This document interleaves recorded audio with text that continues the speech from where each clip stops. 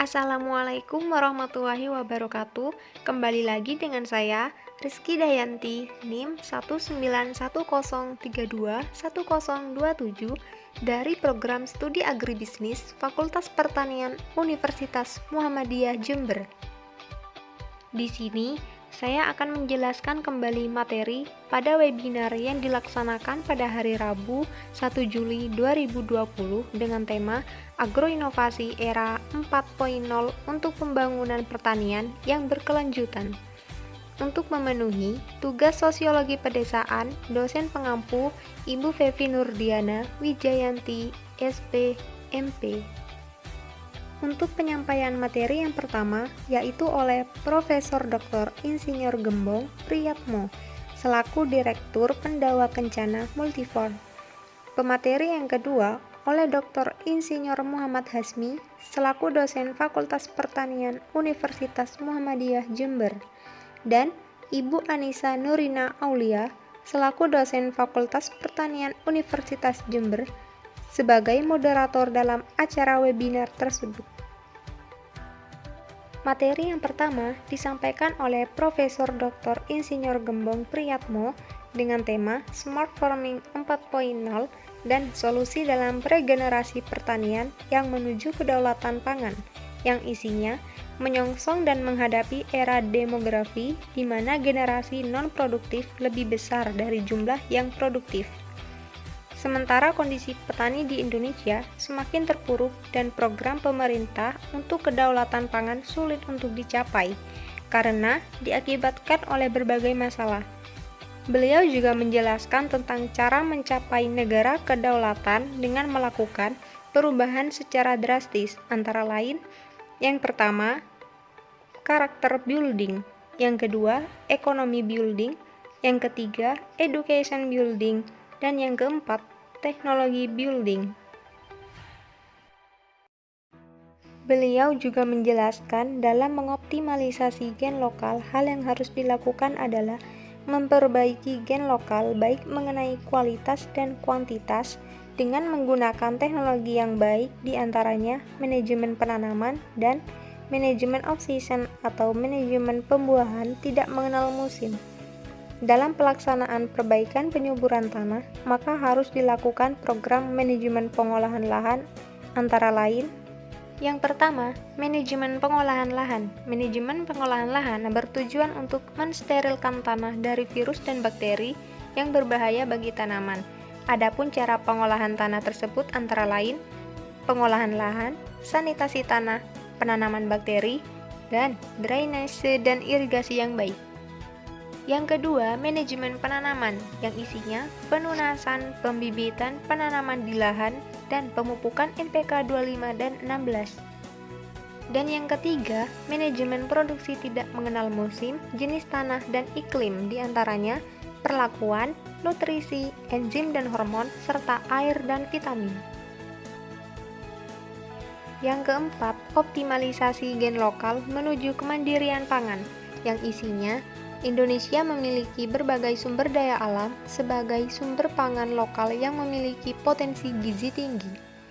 Pangan merupakan kebutuhan dasar manusia yang senantiasa harus dipenuhi dan ketersediaan pangan dalam suatu bangsa merupakan suatu keharusan agar bangsa tersebut dapat mandiri.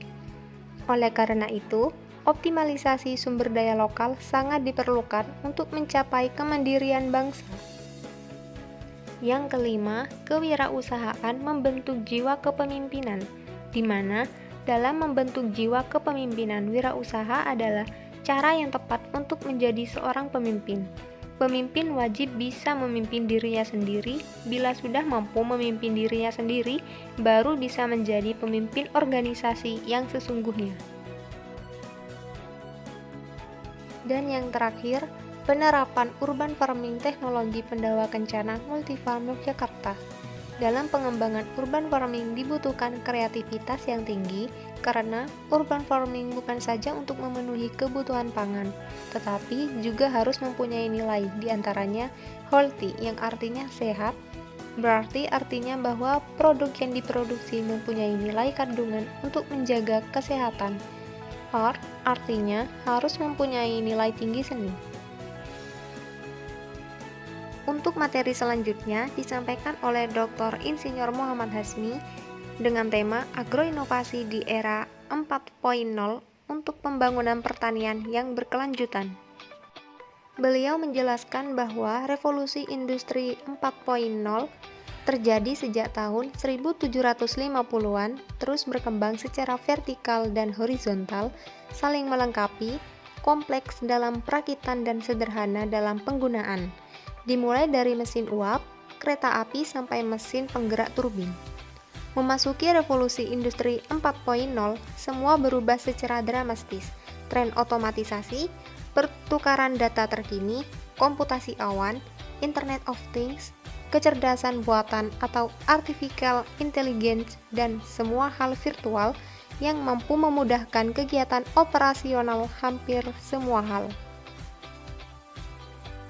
Ada 4 prinsip rancangan yang disampaikan oleh Dr. Insinyur Muhammad Hasmi dalam revolusi industri 4.0, diantaranya yang pertama, interoperabilitas atau kesesuaian, misalnya mesin, perangkat sensor, dan manusia mampu berkomunikasi antara satu dan lainnya lewat Internet of Things. Yang kedua, transparansi informasi. Misalnya, sistem informasi mampu menghasilkan salinan dunia fisik secara virtual dengan memperkaya model pabrik digital dengan satu sensor. Yang ketiga, bantuan teknis, dan yang keempat, keputusan mandiri. Misalnya, kemampuan sistem siberfisik untuk membuat keputusan sendiri dan melakukan tugas semandiri mungkin. Beliau juga menyampaikan 10 skill di era revolusi 4.0, antara lain 1. Berpikir kritis, 2. Kreativitas, 3. Penilaian dan pengambilan keputusan, 4. Orientasi layanan, 5. Perundingan, yang ke-6. Fleksibilitas kognitif, yang ke-7. Kecerdasan emosional, 8. Berkoordinasi dengan orang lain, yang ke-9. Manajemen orang, yang ke-10. Pemecahan masalah yang kompleks. Selanjutnya, smart farming atau pertanian pintar. Penggunaan platform yang dikonektivitaskan dengan perangkat teknologi dalam mengumpulkan informasi atau status hara tanah, kelembapan udara, kondisi cuaca, dan lainnya, yang diperoleh dari perangkat perekam data yang ditanamkan pada lahan pertanian atau lapang.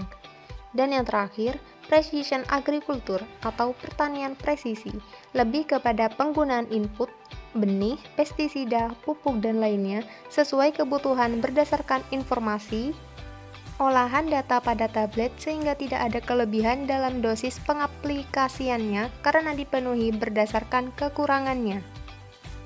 Sekian penjelasan yang dapat saya sampaikan, kurang lebihnya mohon maaf. Wassalamualaikum warahmatullahi wabarakatuh.